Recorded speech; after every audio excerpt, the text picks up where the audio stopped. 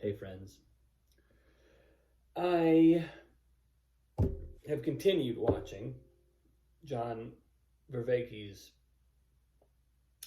Awakening from the Meaning Crisis. My progress is slow because I don't have tons of hours in my day when I can listen to a series like this, and it's long, but I'm loving it. And he quoted someone, he's done the last video or two that I've seen were about mindfulness, and the Buddha. He sort of does a whole unit almost on the Buddha and what enlightenment means, and as he's sort of setting the traditional historical perennial practice, spiritual tradition view of what awakening is, and has already kind of signaled that we're going to start looking at the cognitive science side of things in upcoming videos, but I haven't gotten there yet. But in these initial kind of introduction to awakening videos, he quotes somebody, and I wish I could remember this woman's name. It's a woman who wrote a book called Mindfulness back in like 1984. And just his super quick summary of it made me want to read it, because one of the phrases or little it's just a couple of words that he quotes are when he's talking about what it means to pay attention, and in the context of practice, in the context of the kind of meditative mindfulness practice. And he basically defines mindfulness as, or he quotes this woman as defining mindfulness as soft vigilance. And that phrase, soft vigilance, as soon as he said it, I was like, I just clicked back on the video 10 by 10 seconds just because I wanted to hear him say those words again. Because I was like, that is such a great encapsulation of mindfulness. And he's in the meantime gone and summarized a bunch of other great academics' work on the subject, and kind of he's really given me a bunch of beautiful inroads into seeing what mindfulness is. And it's really interesting because a lot of it is very much in alignment with how I think about piano. Like, it defines what I'm doing, but not only does it define what I'm doing in as academic / scientific a way as I've ever heard it defined, but it also explains for me why some of the things that I do in terms of like employing mindfulness in my own practice, and also employing mindfulness as sort of the preeminent feature of how I encourage people to approach music, beyond, over and above any musical concern, over and above musical excellence, over and above any aspect of the actual practice, putting mindfulness front and center, why that works so well as an approach to music. What John Vervaeke has outlined, and I could go into describing this, but it would just take forever, and it'd be better off watching his videos or taking one of my courses.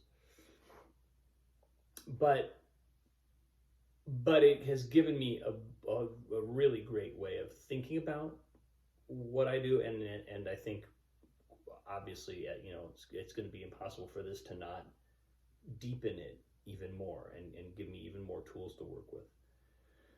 But this idea of soft vigilance, so when I heard that between that phrase and then there's another thing he talks about, where he talks about the nature of attention and paying attention as something that we cannot do just by trying to pay attention. The idea of trying to pay attention, which if you think about like a teacher in a school demanding that kids pay attention, or putting an object, or even in like kind of, I would say, rudimentary or sort of overly simplistic meditation instructions, get a mantra and pay attention to it, or pay attention to the breath, pay attention to whatever. He describes, and he cites a number of other people and credits them for sort of articulating this, but he basically says it's not possible to pay attention. Paying attention is not like shining a spotlight on something and we can just point the spotlight at the thing and keep it pointed there for however long we want. If that were the case, it would be very easy to do. Anybody could point their spotlight and not move it. But the actual nature of paying attention, the actual nature of mindfulness, is to be constantly renewing our interest. And in order to renew our interest, our mind needs to move. The mind is always moving. The mind needs to be, if we want the mind to remain focused on a single object, or on one thing that we would define as a thing, our breath, or he uses the example of his own finger, just bringing our focus to his finger as a thing to pay attention to. The way to do it is to constantly look for deeper detail, constantly not try to just keep our focus held there in a kind of rigid, like you can point a flashlight at it and keep the light on the finger, but to constantly be investigating and observing. And if the mind drifts off somewhere else, what's going to bring it back is going to be interest. We have to find a way of continually renewing our interest. And so that in and of itself was a magnificent explication of why mindfulness is such a great tool to employ in musical practice, because which is exactly what I have. It's exactly what I have people do. I tell people when they practice, mistakes are your friend. Mistakes are your best friend. I try to tell Annalise this. She hasn't quite drunk the Kool-Aid yet. But mistakes are your best friend, because a mistake is not saying this is bad, this is wrong. A mistake is saying, look over here. When you make a mistake, it's saying, look at me, pay attention to me, investigate me, figure out why you did that. And from a mindfulness point of view, there might be 19 things that contributed to that mistake. It might be, there could be everything from psychological, emotional aspects, all the way down to mechanical, physical. There could be so many different things going on that manifest a single subtle mistake in playing a phrase. And mindfulness, if we define it as continually renewed interest and take a soft vigilance approach, in other words, the vigilance being remain engaged, and the softness being don't try to just shine this light, don't try to just hold our attention on it, keep it soft, because it has to be able to move. If it can't move, if it's unable to explore, then it will not be able to renew its interest. Anything that's held is not free enough to flow and constantly renew interest. But treating our mistakes that way on the piano or on any instrument, all of a sudden, we're not just going back and trying to not make the mistake, which is which is almost like anti-practice. I mean, obviously, it's not that that's totally ineffective. People do that all the time, and it kind of works in a way, but it's so much richer and so much more effective and so much more lasting and so much less stressful. It makes practice so much more fun if every time that we make a mistake, there's an investigation that's being offered, discovery that's being offered. And then by continually renewing our interest in what's going on, not only do we, there's not a single mistake that you can't fix using this approach, and all the while, our interest in the music, our capacity, our skill, our connection to the instrument, all of that stuff is deepening because our interest and our joy of discovery is just going deeper and deeper and deeper. Now, one thing I will say is that I noticed that when I heard these phrases, I thought, I do this in my own practice and I do these with my own students, but do I do this with my daughter, with a 5-year-old? Because I find myself often emphasizing to her the importance of focus. Stay focused.